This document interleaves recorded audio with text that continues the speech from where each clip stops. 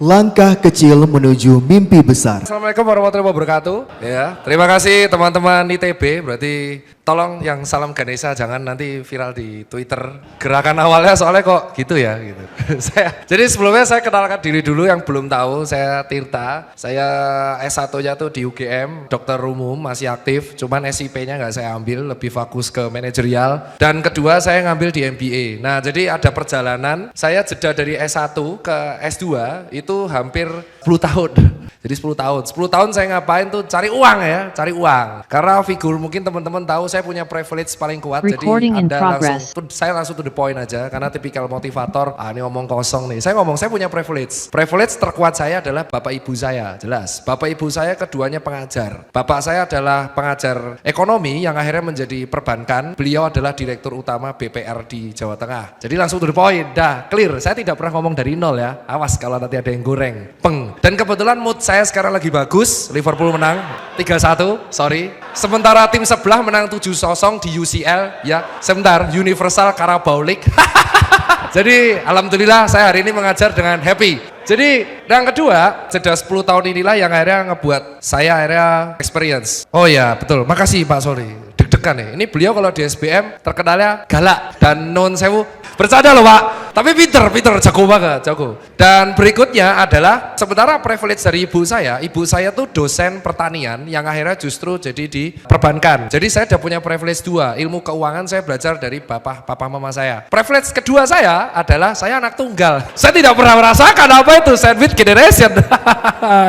Saya tidak pernah merasakan apa itu mencari uang untuk adik, tidak pernah saya. Jadi privilege saya kuat. Jadi tolong, memang betul saya hidup dari privilege. Ketiga, saya tuh punya privilege mungkin talent dari Allah Subhanahu wa taala bahwa saya tuh fast learner. Dari di SD, saya sudah ikut lomba siswa teladan. Mungkin di Bandung ada ya. Jadi siswa teladan tuh kita belajar multidisiplin semua. Saya nomor 3 sekota Madya. SMP saya ikut Olimpik matematika. Itu tebus provinsi. Di SMA saya ikut 4 Olimpik, kimia, fisika, matematika, biologi. Semuanya 4-4-nya tebus provinsi. Ketika SMA ke S1, saya tuh keterima di 7 universitas, 3 PTN, 4 swasta, 2 luar negeri. Jadi sebenarnya privilege saya itu adalah yang menjadikan saya menjadi arogan karena saya nggak pernah salah dan nggak pernah kalah. Kekalahan cukup di bola karena saat itu bapuk banget Liverpool ya. Ada Balotelli, Ricky Lambert, kacau banget. Jadi saat itu saya merasa saya tidak pernah merasa kalah dan saya tidak pernah merasa salah. Karena selama hidup saya dari SD sampai SMA saya tidak pernah di luar 3 besar. Saya selalu nomor 1, nomor 2, 3. Jadi saya nggak pernah dan jarang merasakan kekalahan. Sehingga itu menjadikan pribadi bagi saya yang sangat arogan. Lalu arogan ini biasanya orang yang merasa pintar dan merasa arogan itu kepentoknya cuma pada 3 hal. 1, kesalahan fatal yang menyebabkan hancur income-nya. Kedua, ketemu orang yang lebih pintar. Ketiga, dua-duanya. Kebetulan saya merasakan itu di COVID. Jadi saya merasa paling pintar saat itu dan akhirnya saya kepentok di situ. Kalau satu hater nggak apa-apa. Loh kok haternya baik banget.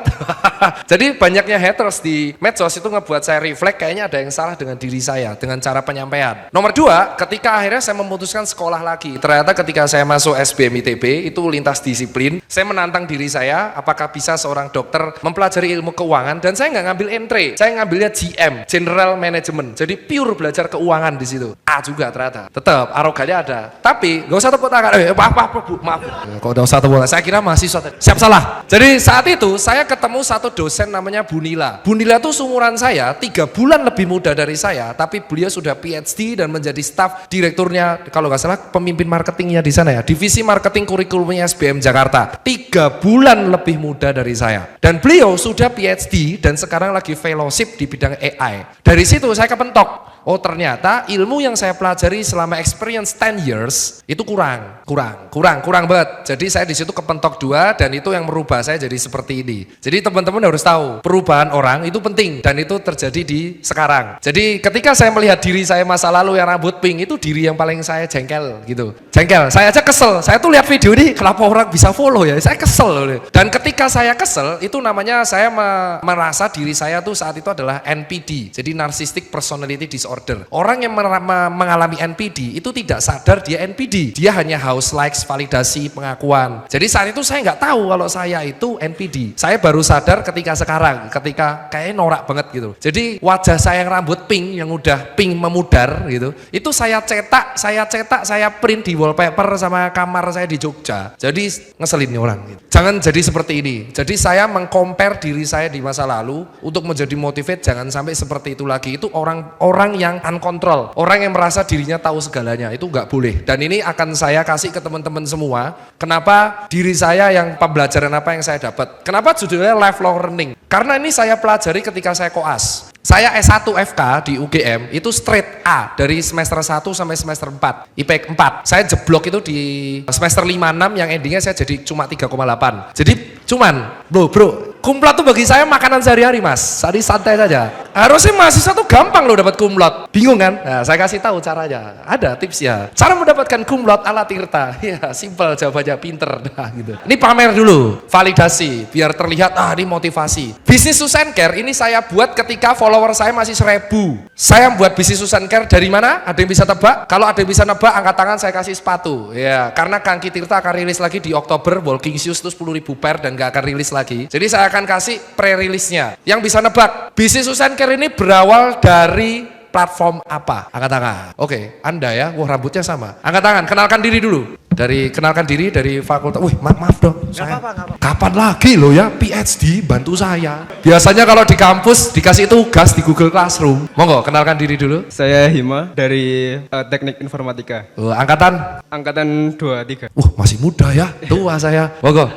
Platform pertama Kaskus. Oke, tepuk tangan, benar ya. Nanti bisa ke istri saya di notes, nama, nomor HP, alamat, size. Nanti tak kasih. Simple.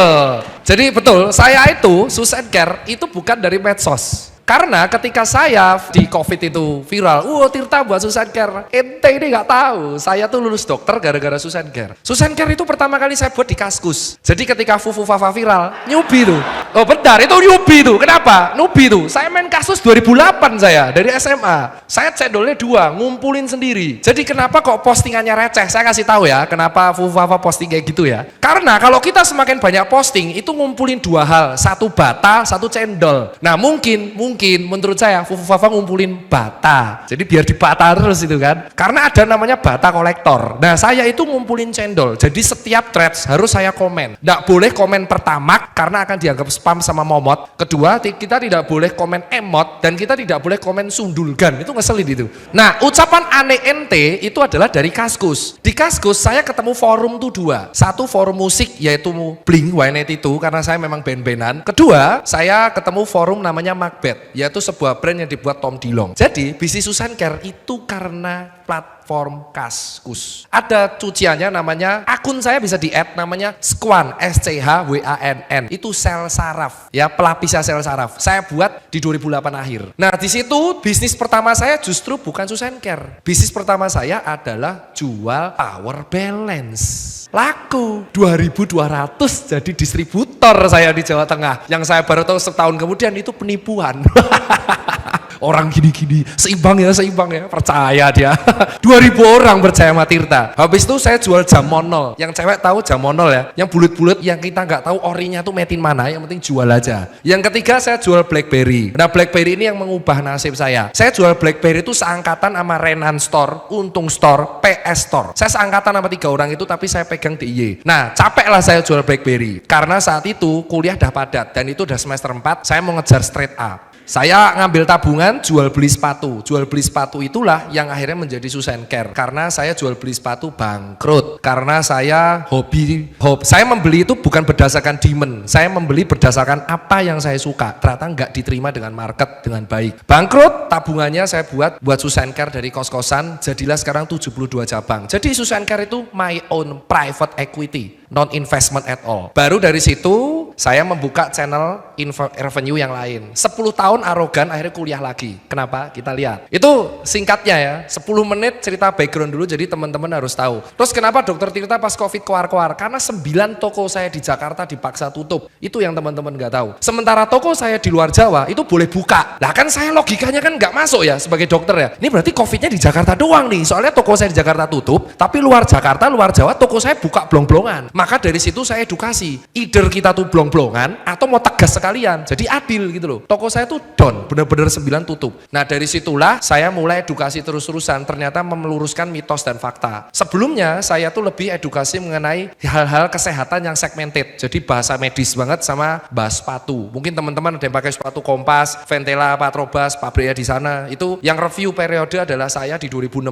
sampai 2018. Next, ini toko saya di Post Blok. Yang ini 4Wave. 4Wave ini tiga-tiganya adalah alumni ITB. Saya kuliah karena istri saya ngajakin. Jadi dia lulus dulu, saya masuk IPB, lalu saya ngajakin partner saya Jupaka masuk Blemba, lalu tim saya, pegawai saya masukin di ITB. Jadi berkah saya tuh PT saya membawa 4 Pak ke MBA Pak. Harusnya habis ini pay one get two Pak. Ya UKT-nya lumayan. Ya terus setelah ini 4Wave ini bisnis consultant, not agency. Jadi kita membantu teman-teman klien dari perusahaan yang skalanya gede, large, big enterprise, sampai small medium enterprise. Lucu kan dokter di bidang ini? Bisa lah. Next. Nah ini beberapa klien dari kita. Ini ada, sekarang tambah 1 kompetitor Lemin, Aqua juga masuk.